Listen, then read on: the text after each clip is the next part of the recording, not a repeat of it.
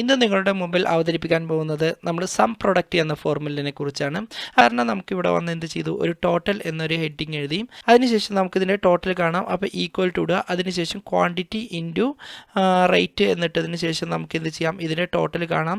ഒന്ന് കണ്ടതിന് ശേഷം ബാക്കിയുള്ളതൊക്കെ കാണാൻ ഈ പോയിന്റിൽ ക്ലിക്ക് ചെയ്തിട്ട് നമുക്കിതിൻ്റെ ടോട്ടൽ കണ്ടു. അതിനുശേഷം എന്ത് ചെയ്യണം, ഈക്വൽ ടു സം എന്നൊരു ഫോർമുല ഇട്ടതിന് ശേഷം നമുക്ക് ഇതിൻ്റെ മുഴുവനായിട്ടുള്ള സമ്മ് നമുക്കിവിടെ കണ്ടുപിടിക്കാം. ഈ സമ്മ് കാണുന്ന മെത്തേഡ് നമുക്ക് എന്ത് ചെയ്യാം, വളരെ എളുപ്പത്തിലൊരു ഫോർമുല ഉപയോഗിച്ചിട്ട് ചെയ്യാം.